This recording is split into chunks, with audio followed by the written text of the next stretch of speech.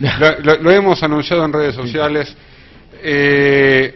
Marcelo Mosenson está en Radio Arroba. Gracias, Marce. Bienvenido, Marcelo. Bienvenido, Marce. Como la primera vez, viste, los comienzos son así accidentados acá en este programa de radio. Y queríamos tenerte nuevamente acá, charlar de tus textos, de tus proyectos. Sos fotógrafo, cineasta, productor audiovisual, escribís como los dioses, siempre tengo la oportunidad de decírtelo. Y bueno, quería que charlemos nuevamente, que estés acá y tratar un montón de temas que solés abordar, y que son todos temas existenciales. No tocas ningún tema superficial cuando escribís, te adentrás en temas muy que nos tocan a todos, cotidianos. Sí, y una de las cosas que yo pensaba es cuánto tiempo de nuestra vida cotidiana, en el día a día, nos damos la intimidad necesaria para ponernos a leer y a reflexionar sobre las cosas que vos escribís, sobre el tema de los vínculos, sobre el tema del afecto, sobre el tema del amor, sobre el tema de la sexualidad. Usamos, viste, esta moneda de unidad de medida que es el tiempo como la excusa perfecta para no parar la moto y vernos. Recién cuando Marcelo entró en la radio estábamos en off. Una de las cosas que le comentaba, que me pasa que leo artículos de él y me siento muy reflejado en muchas cosas que me pasaron durante gran parte de mi vida. Gracias a Dios tuve el tujes, porque es la verdad, tuve mucha suerte que utilizando, por ejemplo, Tinder, encontré a la mujer con la que me casé. Convengamos que es una situación excepcional. Yo no sé cuánta gente tiene la suerte de encontrar a la persona con la que se casa en una red social. Pero durante mucho tiempo era un tipo que permanentemente deseaba ser feliz y estaba en busca de algo que nunca llegaba. Porque el deseo es algo que es dinámico. Si fuera estático, una vez que lo obtenés, ya está. Sí. Y cuando me puse a leer sobre un artículo que publicaste, este artículo que se llama El amor como calzado, que es de mayo del 2017, y otro sobre sexualidad que es más nuevito, que lo escribiste ahora en septiembre, dije, hay un montón de cosas que nos pasan a los seres humanos en el día a día y hacemos todo lo posible para no acercarnos a eso, para no tener intimidad con lo que verdaderamente nos pasa. Y digo intimidad en el sentido de realmente quiero ser honesto con lo que me ocurre, me pasa tal cosa, siento tal cosa. Somos expertos en evadir situaciones y sentimientos, y basta leerte todo lo que vos escribís y publicás para empezar a tomarse un tiempo en el día para empezar a dedicarse a reflexionar un poco sobre esto. Y además quería hablar de cómo viene el Nómade Films y qué proyectos venideros tenés. Bueno, ¿querés arrancar sobre algo en especial? Lo que a vos te parezca de todo esto oportuno, pues son muchas cosas, pero a veces sobre un tema después se abren otros. Totalmente, claro. ¿No? Amor, sexualidad, ¿con qué crees? ¿Qué te gusta? ¿Amor, sexo? ¿Qué? Arrancamos con el amor. Son dos cosas distintas. Podemos arrancar con el amor. Bueno, mira, venía, no sé si vos escuchaste, venía en el auto y le estaba leyendo a Ale una frase que Marcelo arranca el texto citando a Eric Fromm y dice: el sexo sin amor solo alivia el abismo que existe entre dos seres humanos de forma momentánea. Y después seguís con un desarrollo enorme. ¿Cómo abordás una temática tan genérica como el amor para llegar a las conclusiones que vas llegando a medida que transcurre el tiempo? Lo reventé, pobre. Si tuvieras que arrancar con esta temática. Mira, primero creo que arranco de mí. Sí. No es que digo, bueno, ahora me voy a detener a pensar. Sí. Obviamente cuando escribís sí te detenés para pensar. Pero vos decías que no nos tomamos el tiempo. Yo no sé cuánto me tomó, pero independientemente que me lo quiera tomar o no, sencillamente hay temas que me invaden. Y ahora acostumbrado a ser invadido, bueno, elegí este camino que es intentar comunicar y pensar sobre ciertos temas. Entonces, a partir de eso, bueno, me parece que primero parte de mí, después al partir de mí parte de, obviamente, de leer a otros, de ver lo que pasa a mi alrededor, y también por el trabajo que hago, el trabajo en los talleres con los actores. Bueno, estás lidiando con estos temas todo el tiempo. Uno de los, la palabra no es eslogan, pero uno de los conceptos que normalmente en tus talleres se lee es: improvisar no es para improvisados. Justo caíste acá. Justo caíste acá. Ahí vino el dedillo. Vamos a ayudarlo, pobre, porque Acá. cayó con tipos que no sé si somos improvisados, pero sobre estos temas Sí, obvio, acá sí. hay mucho para leer y no sabemos tanto. Pero, ¿cómo fue que arrancaste a escribir sobre el tema del amor? ¿Hay algo que te fue un disparador? Que digas, bueno, este tema me gustaría comenzar a tratarlo, a transmitir a través de la escritura. Mira, yo creo que con más o menos suerte que otros, sencillamente puse el foco. Digamos, todos hemos pasado por situaciones dolorosas o frustrantes y también lindas. Nada más que me las planteo. Ahora, hay sí, digamos, si bien yo no viví en otras épocas, pero sí por informarme, por haber visto incluso también otras culturas y demás, hay como una sensación que estamos en crisis en términos de... A ver, el amor siempre fue un tema, pero me parece que en este momento la gran crisis tiene que ver con el gran paradigma de cierta idea progresista. Entonces, estamos en un dilema, incluso lo de nuestras generaciones, ¿no? Me parece que ciertas ideas progresistas no solo vienen con nuevas ideas, sino básicamente es desechar absolutamente lo viejo, que en este caso sería lo conservador. Y creo que todos fracasamos, los progresistas y también los conservadores, porque yo no estoy en este momento tomando otro tipo de modelos, no podrían ir conmigo, pero esta idea de supuesta libertad, de dejarnos llevar por el deseo, de consumir amores, sexos y demás, básicamente, como se diría en francés, es un piège, es una trampa, lo cual yo no tengo particularmente la salida, puedo tener algunas reflexiones al respecto, pero yo creo que como época y sobre todo para ciertos grupos sociales es un dilema que no sé cómo se va a resolver.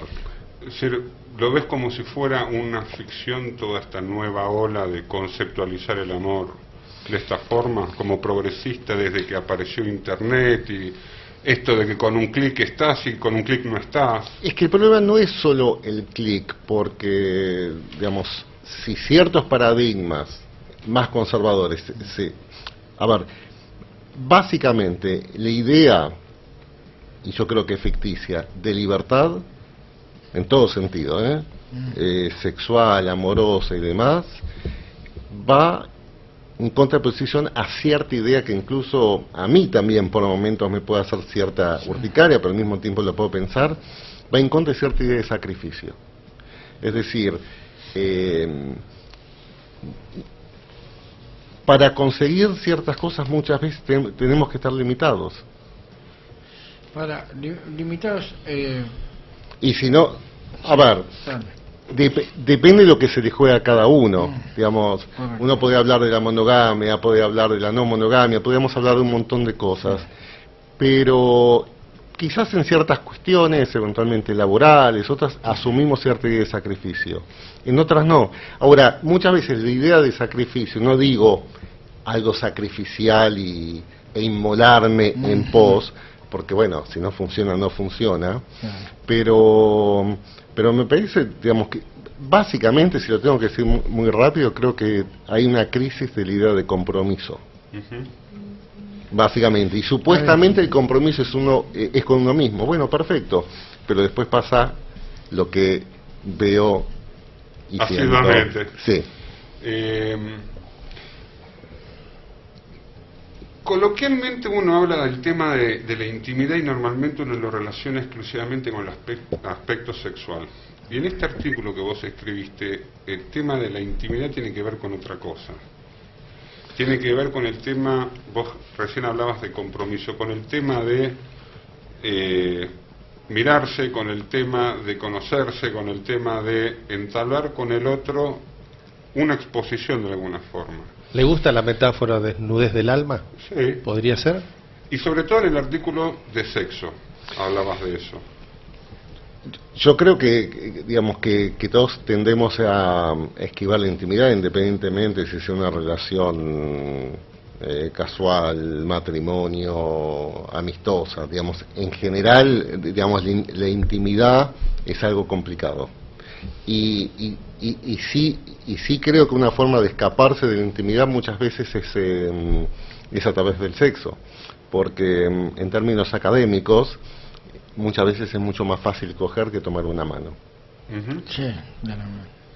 Entonces, esa es otra, digamos, también de las trampas que me parece que están sucediendo. Ojo, aclaro antes de cualquier pregunta, yo no vengo con recetas, yo lo que hago es intentar pensar ciertos temas, después cada está uno... perfecto, es así. Pero Marce, es la idea y es el motivo por el cual siempre queremos que vuelvas. Tenés una forma de mirar determinados aspectos que mucha gente no la conoce y que a mí me pasa cuando leo tus ¿se dice podcast? ¿Vos te referís al escrito o...? Sí, a lo escrito, a los artículos que escribí. Bueno, ¿Cuál sería la terminología? No, son artículos, en su Son momento artículos, fueron publicados en Perú, después están en las redes. Bueno, lo que me pasa cuando leo tus artículos es que siempre me dejas recalculando muchas cosas. Y estos dos artículos que tenemos acá en el auto desde Belgrano, acá los leímos 2 veces en voz alta. Cada uno. O sea, y nos decíamos, ¿qué forma de visión tenés sobre determinados aspectos? Que siempre uno lo deja pensando y uno no se da el tiempo para ponerse a pensar. Por eso me pasa que admiro mucho a los escritores, porque no es sencillo ponerse a escribir. Y ponerse a escribir cosas que sean interesantes y que le lleguen al otro. Y vos nunca andás por el terreno cutáneo, siempre vas a temas profundos, a temas que probablemente sean la razón por la cual uno tiene despelotes de ansiedad y termina en un consultorio psicoanalítico. Por eso te hablo del tema de los vínculos, el tema del afecto, el tema de exponerse sin miedo, por qué es tan difícil exponerse frente a otro. Y por eso queríamos que estés acá, porque no tenés una mirada usual, tenés una mirada muy personal que no se ve en muchos lugares. Puede ser, no soy el único, indudablemente hay otra gente que piensa estos temas, cada uno hace su propio recorrido, pero en mi caso termina siendo como una segunda naturaleza, todo el tiempo estás percibiéndote y percibiendo a los demás. Y desde ese lugar es como muy difícil distraerte. ¿Eso es bueno o es malo? Depende respecto de qué. Claro. No. ¿Querés engañarte o querés ser honesto con vos mismo? Para mí la autenticidad y la búsqueda, digamos, de cierta idea de honestidad,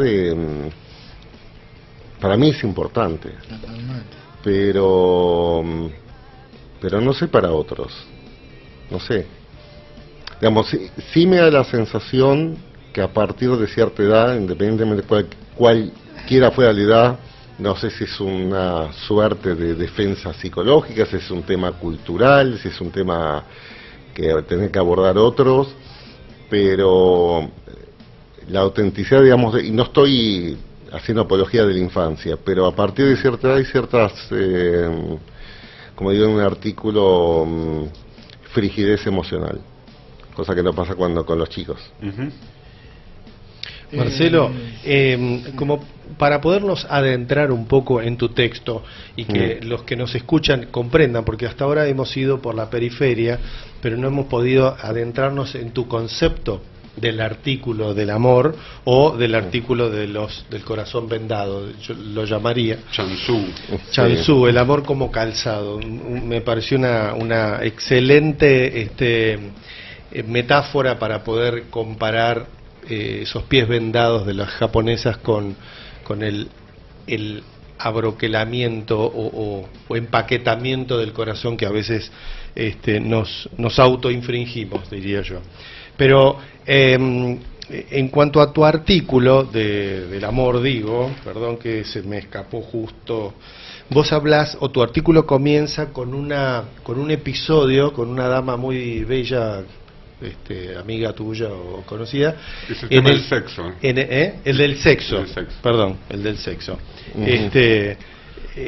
Contanos cómo se dio esa situación, si fue real o fue simplemente imaginada y a través de este recurso empezás a meterte en ese camino. Confieso que yo hago un poco de Frankenstein. Digamos, yo escribo en primera persona, cito a gente, pero muchas veces son cosas que escucho, no es particularmente a alguien, pero sí cosas que eventualmente de alguna manera puedes relacionar, digamos, una historia o tuya, poder relacionar con otra. Sí, pero en el caso de ese artículo sí recuerdo que fue una amiga que me comentó. No me pidas nombres al aire. No, por supuesto que no. Pero sí. Totalmente. Un hombre no tiene memoria. Pero relatanos simplemente de lo que te acuerdes. No, la idea no es leerlo, sino ver qué sale de tu recuerdo y de tu concepto interior, de esa situación en la que esta bella dama te planteaba esa cuestión sexual. Es que yo creo que representa a muchas mujeres. Bien. Acá hay una trampa, digamos, insisto, con el progresismo, incluso con el feminismo, que hay muchos feminismos, pero por decirlo rápidamente, dicen, ok, los hombres son unos cerdos, por decirlo rápidamente. ¿Cuál fue la reacción de las mujeres frente a eso? No que dejen de serlos, sino ellas también poder serlo. Eso incluso... Contraponerse. No contraponerse, tener derecho a lo mismo. Y después terminan siendo víctimas, porque incluso las mujeres, digo por experiencia propia o ajena, llamémoslas más liberales, rascas un poquitito y están buscando ternura. Los hombres también. Lo que pasa es que somos un poco más pelotudos históricamente en términos de nos exponemos más. De decir, entrada como que no es muy seductor, digamos, no tiene la mejor prensa la ternura. Pero en última instancia, porque después no es tal esa libertad. Digamos, después hay una frustración si eso finalmente no lleva a otra cosa. Y después, bueno, las grandes, las máximas, que tienen una boludez en cualquier frase que empieza los hombres son, las mujeres son, los argentinos somos, etcétera, pero se tiende a universalizar a partir de la frustración. Bien. ¿Qué tiene para adentrarse? No, vos creo que lo que estabas apuntando es el tema de cómo es esto de que una mujer plantea la situación de que todos los hombres quieren practicar sexo únicamente. Cuando un hombre no le puede sostener la mirada 2 segundos, sin embargo sí tiene ganas de tener sexo con ella.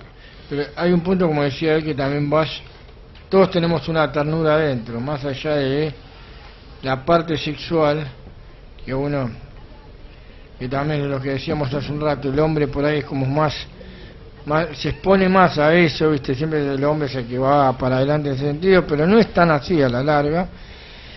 Y hoy no tanto. Hoy no tanto, por eso hoy cambió mucho, hoy como que es a la inversa, te diría. Si te trasladás 20 años atrás, creo que para el hombre era un mandato muy fuerte el tema de encarar una mujer, Claro, el para adelante. pero las mujeres que encaran también van en busca de otra cosa después. Ese es el tema.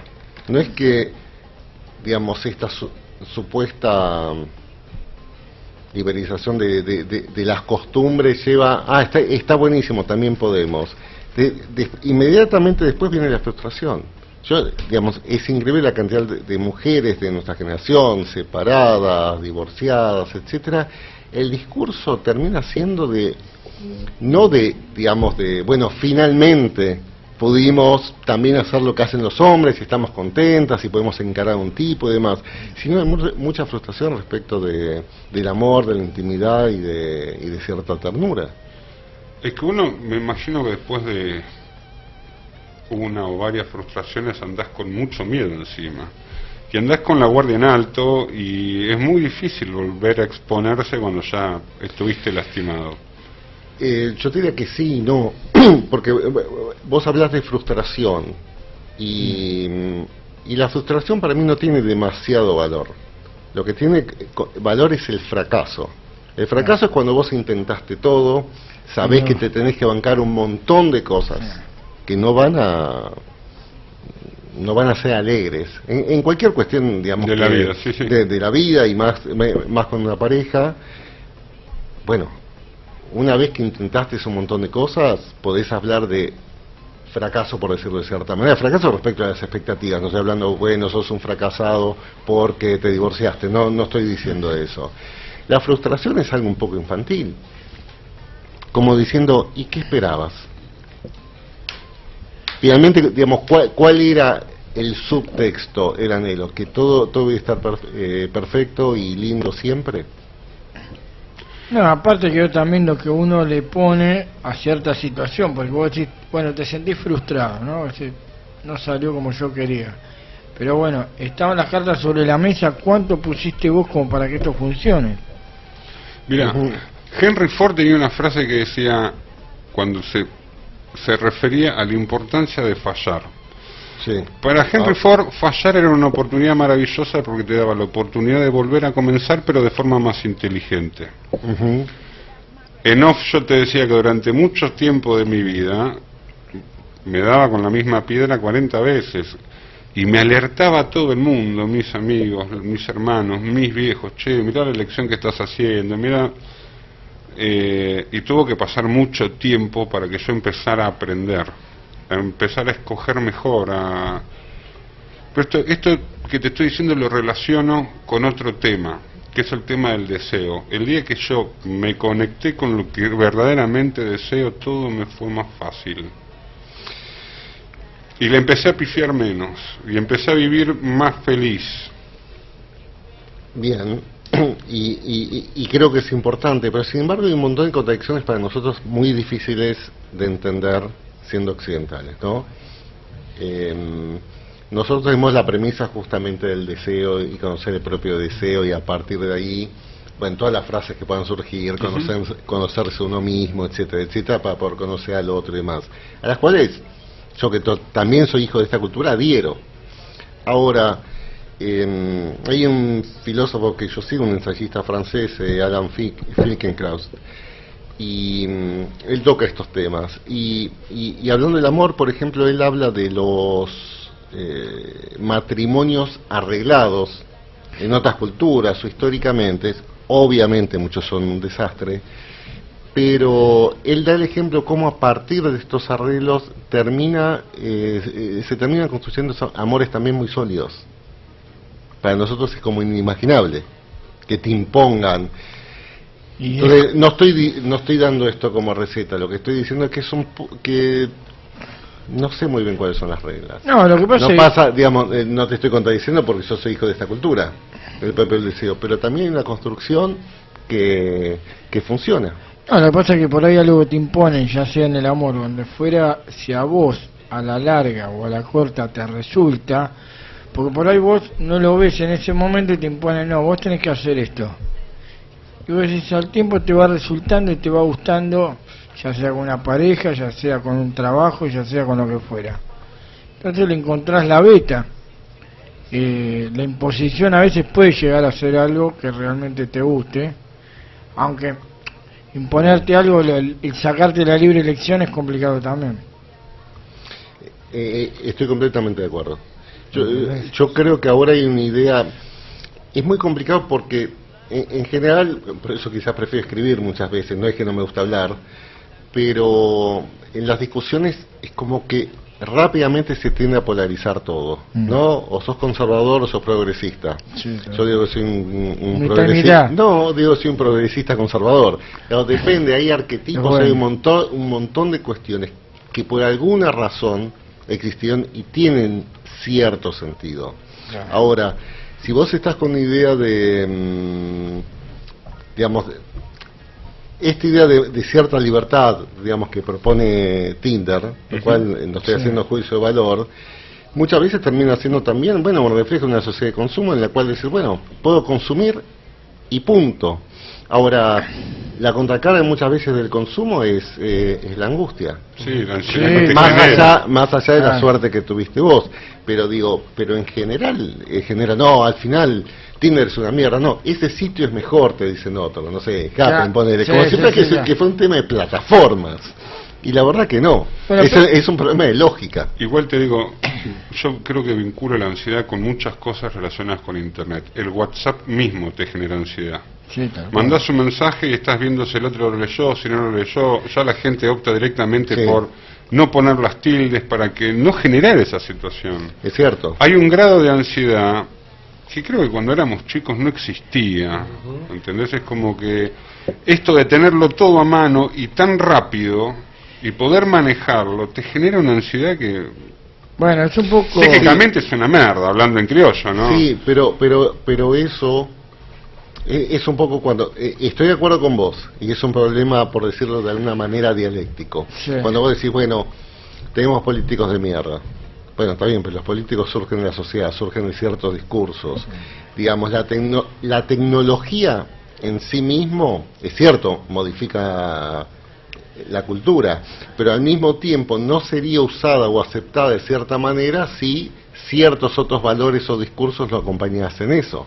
Mira, justo que dijiste la palabra políticos, se me vino a la mente esta nota que vos le hiciste a Julio Bárbaro. Sí, sobre amor y política. Amor y política. ¿Cómo se te ocurrió pensar estos dos temas que aparentan ser muy distintos, pero evidentemente hay un punto donde se pueden encontrar? ¿Cómo fue que lo elegiste a él como interlocutor para tratar el tema también? En realidad es una serie... aún inconclusa que yo, digamos, a partir de escribir sobre estos temas quería ver cómo se relacionaba el amor con ciertas profesiones, y en este caso con la política. Y Julio Bárbaro, bueno, tuve el acceso, me parece que, digamos, no tiene que ver con un tema de afiliación política. Pudiste llegar a él. Pude llegar a él, que es un tipo... porcentaje interesante. Es un tipo muy interesante, es un tipo muy formado... Entonces, y además él estuvo realmente en situaciones de mucho poder. Entonces, cuando se habla de amor, hay que hablar también en el sentido amplio. El amor, bueno, en todo caso para Freud tenía tres opuestos: amor, odio, amar y ser amado, y amor e indiferencia. Es decir, y para otros es hay otras posibilidades. No es solo el amor que entendemos de estar enamorados. Entonces, a partir de tener este concepto, decir, bueno, ¿cómo se juega eso en la política? Y a mí me resultó interesante la entrevista, es decir, bueno, ¿qué pasa básicamente si odias a alguien? ¿O qué pasa con el supuesto amor al pueblo? ¿O qué pasa con cierta indiferencia a ciertos problemas? ¿Qué pasa con... Bueno, ¿cómo se conjuga eso en decisiones concretas? Algunas cosas me dijo, otras seguramente no. Porque es difícil eso. Es que son cuestiones bastante difíciles de responder, son bastante difíciles en algunos casos. @ está en todos lados. Búscanos en Facebook, Twitter, Instagram y TuneIn. Radio @ generando contenidos. Hola amigos, aquí estamos nuevamente en plan de viernes. edición número 105. Si quieren comunicarse con nosotros pueden hacerlos a www.radio@.com. Pone play y escuchanos en vivo. Tenés Instagram, podés hacerlo y seguirnos, plan_de_viernes, o por Facebook, @plan de viernes, podés vernos por streaming. Estamos en una charla, continuamos con una charla con Marcelo Monsenson, hablando del amor, de la política, del sexo, un abanico variado de temas que hemos ido rozando y tangencialmente pasando por ellos. Escribió un libro muy lindo, voy por la mitad. ¿Te acuerdas que lo había empezado? Sí. Le llama Más allá de un café, un libro muy lindo que habla sobre algo que antes tiré una punta, que es con respecto al tema del deseo. Sí, absolutamente. De cuánta bola le damos al deseo y si sabemos lo que deseamos. Lleva tiempo conocer eso.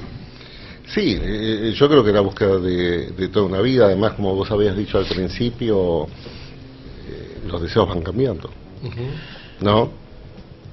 Yo creo que uno siempre tiene deseos, después a conformarlos lleva un tiempo, o si puedes conformar todo, o los podés ir cambiando, porque uno empieza con unos deseos, después lo vas cambiando también. Sí, también puedes satisfacerlos o no, y de ahí también vienen las frustraciones.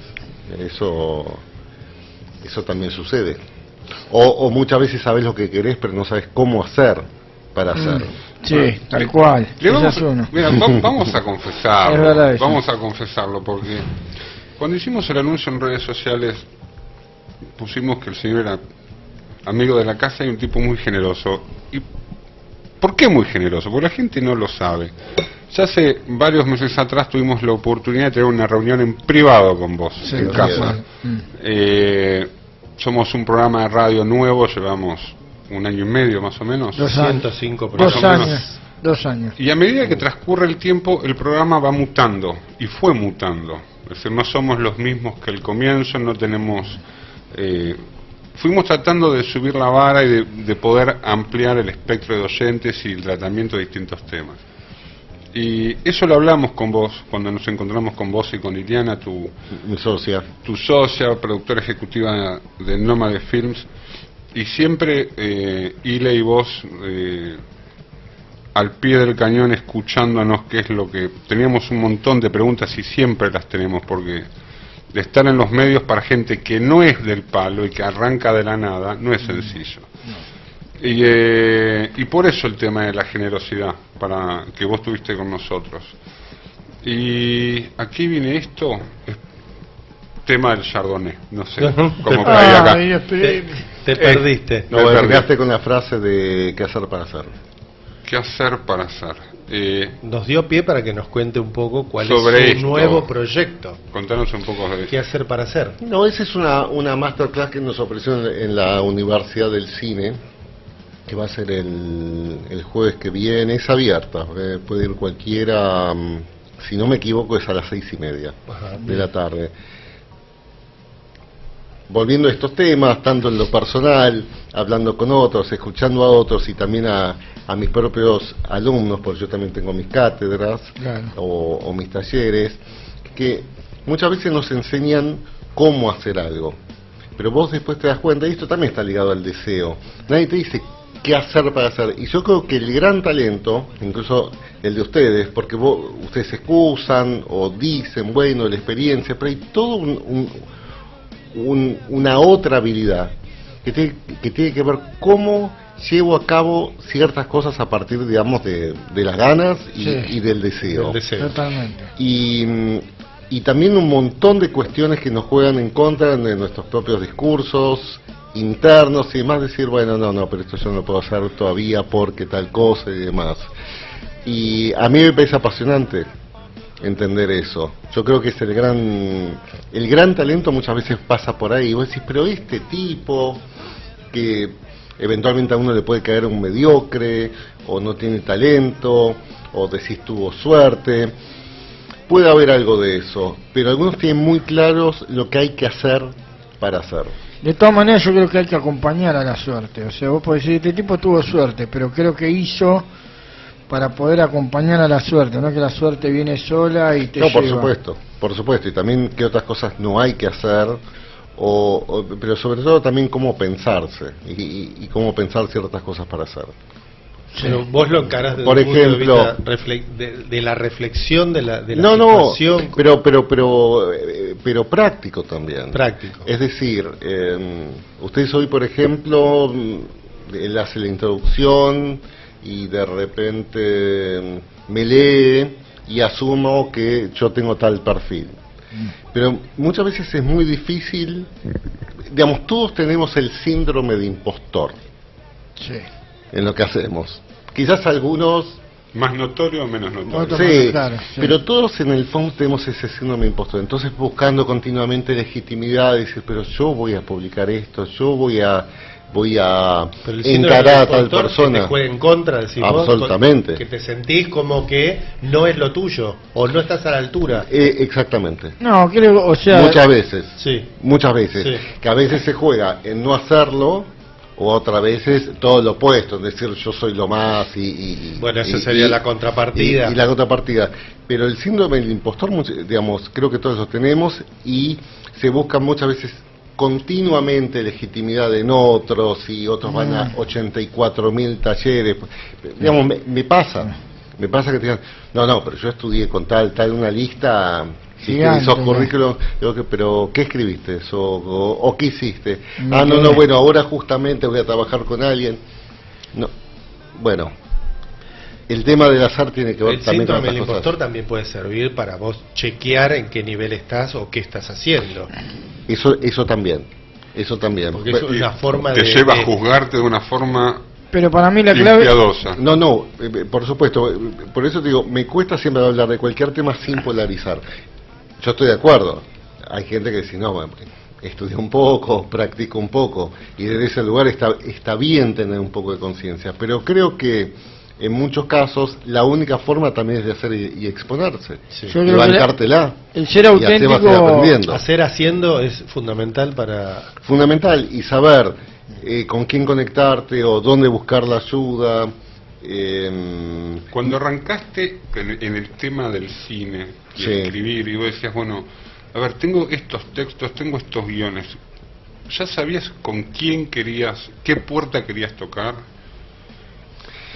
Mira, yo pensé cuando empecé a vivir en Francia y Ahí te fuiste a estudiar cine. no sabía en ese momento, pero tenía 21 años y dije, es esto. Digamos, me enamoré de la ciudad, había cierta gente que yo admiraba y digo, bueno, hacía cualquier cosa para conectarme con ellos. Bueno, ahí está. Y después intenté, por momentos, en ciertos periodos más, menos, obviamente no es lo mismo tener 20 que tener 30, 40, 50 y más. Sí, pero no tiene el espíritu, podés hacerlo así. Pero muchas veces te vas inhibiendo y de repente dices, no, yo a este tipo le voy a escribir. Porque, a ver, las formalidades están a veces para no respetarlas. Sí, Entonces, bueno, a este tipo le escribo, a otro tendré que darle flores, a otro, no sé, bombones, y a otro bancarme rechazo. Sí, Yo me acuerdo cual. cuando estaba con mi tema, siempre iba a un bar donde yo tenía mi oficina, Jorge Fernández Díaz. El de que Jorge escribe- Fernández Sí, Díaz. Jorge el Fernández escritor. Díaz. Sí, y no es de tan fácil acceso. Y lo encaré en el bar, le digo, necesito hablar con vos. Digamos, él no me conocía, lo mismo me pasó corriendo, estaba corriendo, parecía digamos, una situación media violenta en los parques de Palermo, estaba corriendo Mónica Gutiérrez, también necesitaba hablar con ella, yo estaba, muy obsesionado con mi tema, quería prensa, y también le encaro. Bueno, pero todo el tiempo tenés que generar distintas estrategias. Pero eso no quiere decir ni que sea necesariamente un mandado, que no tenga miedo o que no tenga vergüenza. Después lo vas entrenando de alguna manera. Bueno, pero eso pasa, a ver, un poco, muchas veces hablamos con Diego de cómo arrancamos con el programa, de cómo nos costaba tratar de encarar a algún músico para que viniera, que era todo como un evento, decir, che, podés venir, y nos sentíamos raros. Y hoy lo hacemos con mucho mayor soltura y hemos logrado cosas muy grandes. Entonces, creo que va un poco el ser auténtico, y hemos recibido muy buenos, muy lindo respeto, muy buenas cosas del otro lado. Y eso hace que uno... Es lógico, tenés la vergüenza, seguís teniendo un montón de cosas que te inhabilitan, pero que por otro lado decís, y yo me largo y soy auténtico como soy, no que te estás impostando a No. ser un personaje. No, yo creo que la impostura cae. Exacto, Cae es un momento que rápidamente. ya no sirve. Todos usamos algún tipo de estrategia, pero a veces una estrategia de seducción, también con una persona que conoces no decís todo, digamos, lo feo, digamos, que uno Que se podés va. llegar a pensar. Pero hay un montón de excusas que nos detienen a la hora de hacer, ya sea en el amor o ya sea en lo laboral, digamos. Freud incluso hablaba que cierta idea de salud tenía que ver con la capacidad de trabajar y amar, en el sentido más amplio, ¿no? No quiere decir solo ganar guita o solo estar, no sé, casado, pero hay un montón de trabas, independientemente del talento, la capacidad y voluntad que uno pueda tener, y bueno, sobre eso en parte después bajado muy a tierra. Hay gente que no sabe hacer una llamada telefónica. ¿Cómo no sabe? ¿A qué te refieres? ¿Cómo Y agarras el teléfono y tengo que llamar, no sé, puede ser un presidente, puede ser un ministro o puede ser una persona común, y no sabes exactamente cómo presentarte, cómo encarar. Eso también es un tema que se aprende. Ujú. Después cada uno con su propia personalidad también.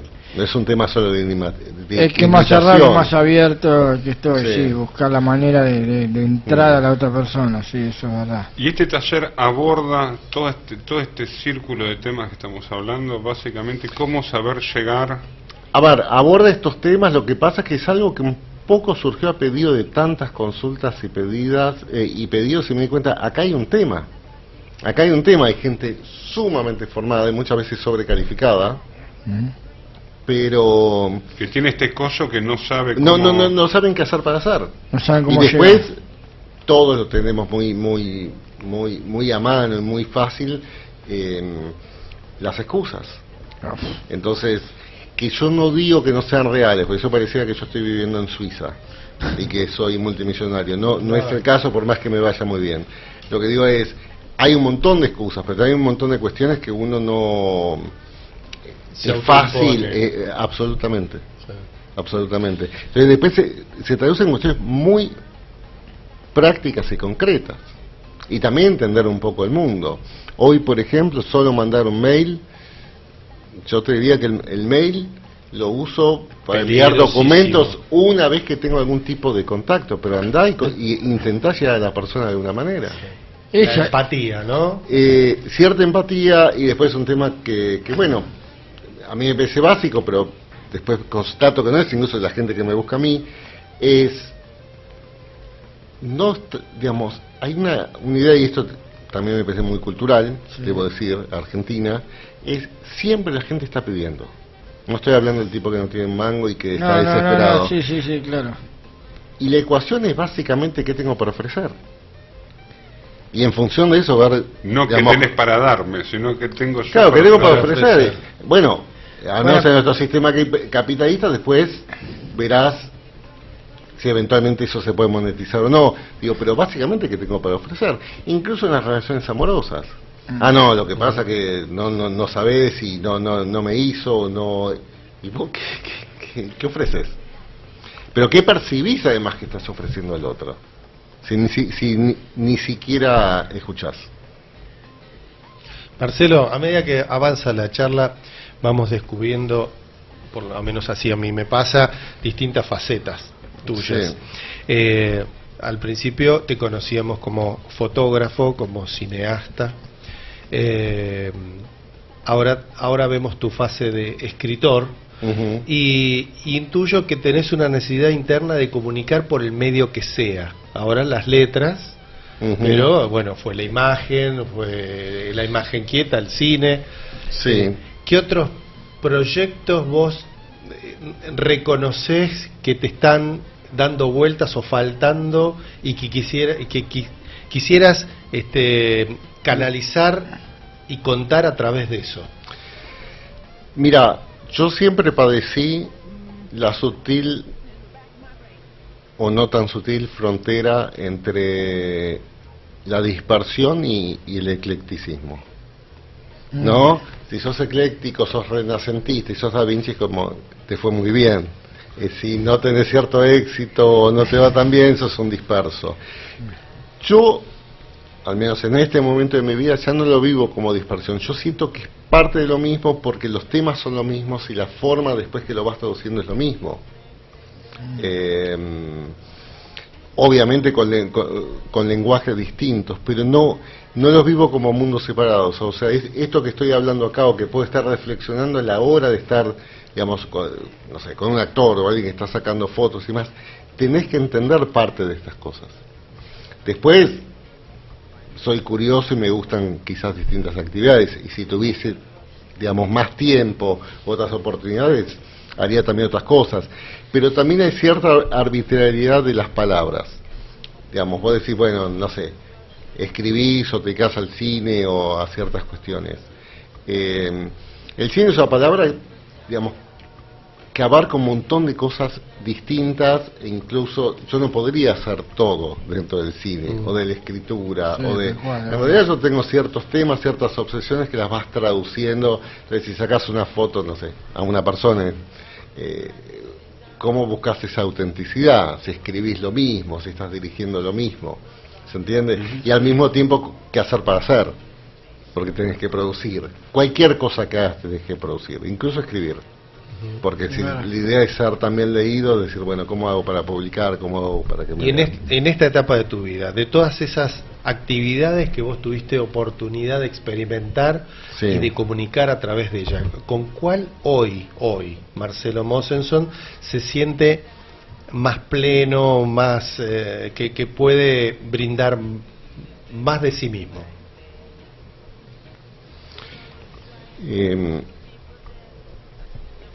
Yo no me quiero escapar de tu pregunta, pero... No te escapes.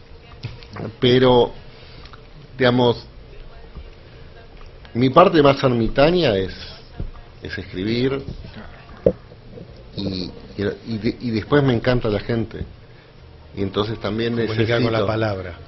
Comunicar con la palabra, o a la hora, digamos, en mis talleres de improvisar no es para improvisados, digamos, de poder comunicar estas cosas o estos talleres. O sea, eso a mí realmente me gusta. Yo no sé, digamos, si me das a elegir hoy, me metes en un problema. No sabría qué contestar. Quizás en un futuro me cambie. Hoy necesito los dos. Es como... Claro, pero es bastante distante, porque yo, por un lado, como una empatía muy grande tenés con la gente y todo eso, por otro lado sos ermitaño y te pones a escribir. O sea, son dos cosas bastante aisladas una de la otra, pero que a vos te resultan. Yo necesito eso, pero tampoco podés...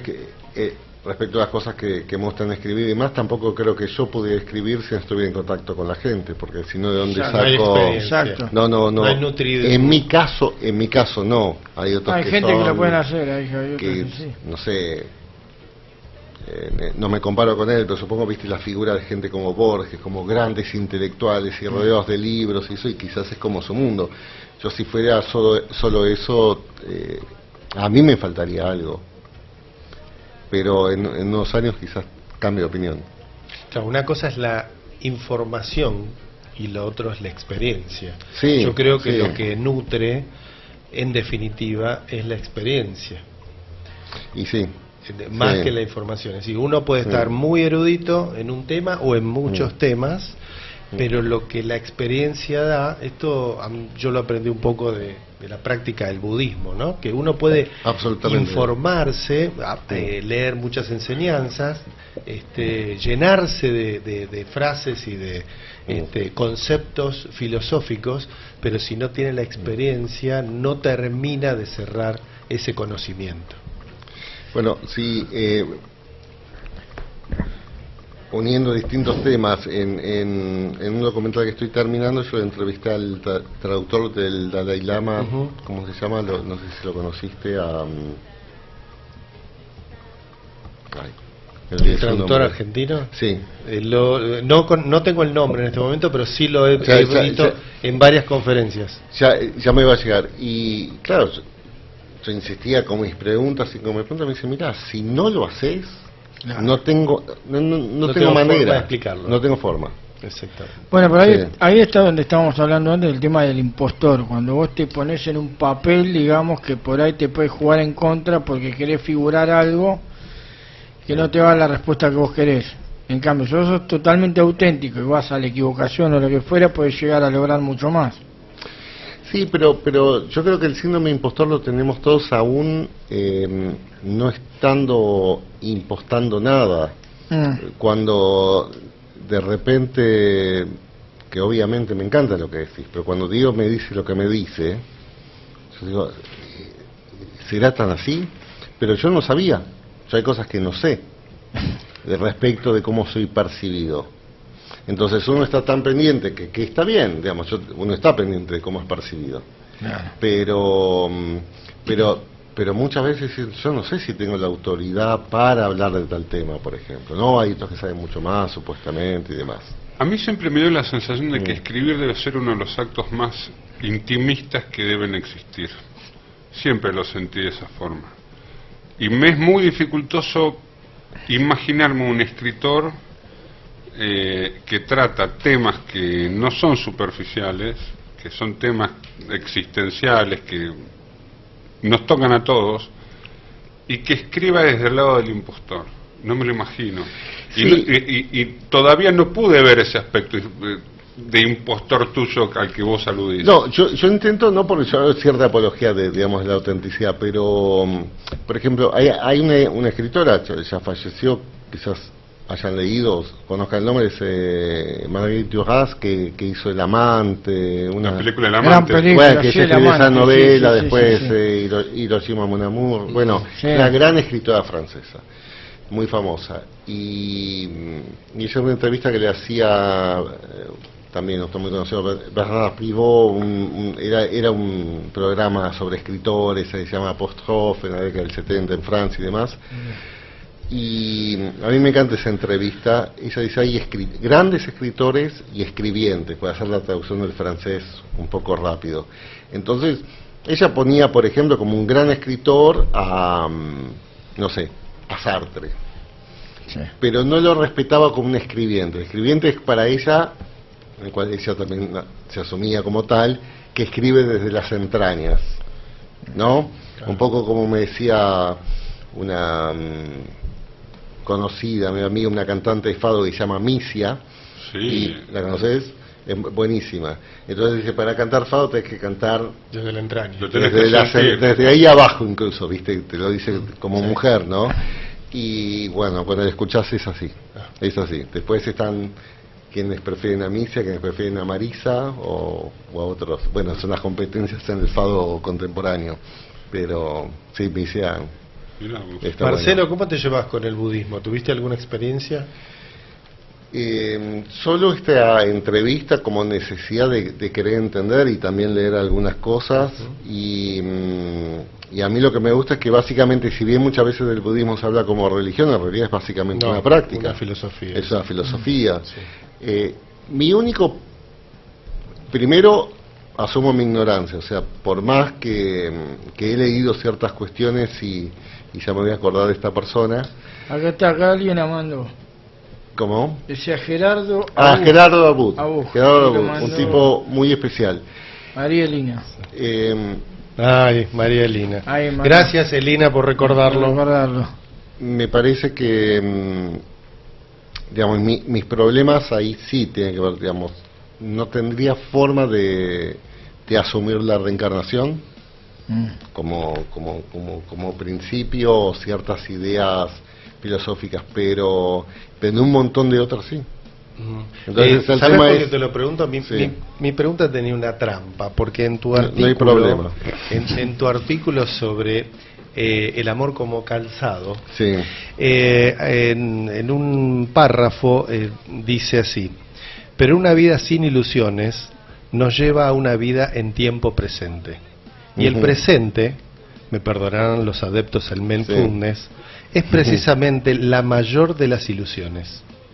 Si fuese así, nadie se preocuparía por intentar vivir en el presente, esforzándose por erradicar la neurosis inevitable que conlleva asumir que somos, a su vez, pasado y futuro constante.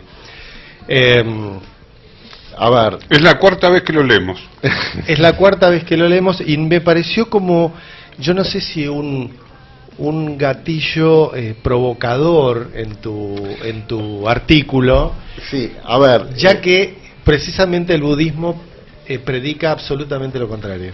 Mira, como buen judío neurótico que soy, es muy difícil vivir en el presente. Estamos siempre preocupados. Sí. ¿No? Pero por difícil es lo válido. Absolutamente. No, pero digamos, muchas veces cuando escribís y sobre todo un artículo pones el acento un poco de forma de caricatura. Y por eso a mí me cuesta mucho las cuestiones así de oposición. Yo no podría, obviamente, vivir en un eterno presente. Hay ciertas culturas que desconozco, pero lo han visto antropólogos, que no tienen la noción de futuro. Serías un lama si pudieses estar claro, todo el tiempo en el presente. Claro, digamos, y yo no busco eso. Yo no busco eso. Lo cual no quiere decir, como neurótico, que me asumo que soy, estaría bueno un poquito de eso. Estaría bueno un poco de eso. Y seguramente, pero estoy hablando de matices. Seguiría con ciertas preocupaciones. Yo creo, digamos, yo no sé cómo lo veo un budista, pero y es una gran contradicción, digamos, yo tengo un hijo, más allá de mi propia neurosis, y todo el tiempo que lo disfrutás en presente, o sea, no sos vos, estás pensando en su futuro. Estás pensando un montón de decisiones y elecciones, cómo pueden eventualmente afectar para bien o para mal. En términos de paternidad, te lo digo. Eso es planificar, no vivir en el futuro. Eso es planificar. Sí, pero el futuro está impregnado en el presente. Y el pasado ni hablar. Digamos, ¿no, chicos? Pero eso es una discusión interesante, digamos. Lo que pasa que a veces cuando te vas al carajo, vayamos al mindfulness o tengamos un poco de budismo. No lo digo peyorativamente, para nada. Estirando el freno de mano. Claro. Claro, como decir, bueno, ok, basta, qué sé yo. Aparte se te juntan las tres. Disfrutá de esta charla ahora. Pero si te pasa el futuro y tachame la doble, porque se te viene todo junto. Bueno, pero sí para resolver en términos occidentales, digamos, todas las cosas que hago o que me planteo y demás es, cuando estás muy presente está muy presente el futuro, vaya la paradoja, muchas veces tiene que ver con el para qué. Y yo creo que lo que está más, lo que te detiene un poco y que intento es el por qué. Que el por qué es el sentido. Entonces, si vas más por el por qué que el para qué, después vemos el para qué y el cómo. De cualquier cosa, incluso un plan de negocios, o sea, no lo llevo solo en términos filosóficos. Sí, ¿no? Claro. Empezar por el por qué. ¿Por qué? Y si eso tiene sentido y cierra, ahí veamos para qué, para quién y cómo. ¿No le parece un muy buen tema el por qué y el para qué para una próxima entrevista? Yo me lo estoy anotando. Anótelo. Marce, última pregunta, sí. y te dejamos libre. ¿Qué proyectos venideros y próximos tiene Nómade Films, tu productora? Mira, seguimos intentando, después de este año que por lo que me enteré en los diarios, aparentemente la Argentina no está muy bien. No hace falta. Intentando financiar una película, una coproducción con Europa que se llama ¿Quién fue Pedro?, que nació a partir de un taller, justamente este taller que yo doy de improvisados para improvisados. Siguen esos talleres y después, digamos, estoy terminando otro proyecto, dando mis cursos, produciendo, y después los grandes proyectos, hasta no concluir estos, no me quiero embarcarse en otros y seguir escribiendo. Escúchame, si este es un país muy previsible, no sé por qué no te querés embarcar en más cosas. Sí, debo haberla pifiado yo. Sí. Seguramente, sí. el que la debo saber vos, que estoy equivocado. Sí. No, este país es fácil para hacer cosas, es muy fácil. Marce, es un placer tenerte acá. Para mí también, digo. Te hicimos sufrir un poco, me parece, porque hoy no hubo orden en la charla, no hubo orden de entrevista. Pero yo tampoco tengo un orden. Yo creo que, digamos, después de paso ese artículo, todo el tiempo la vida se debate entre improvisar y planificar.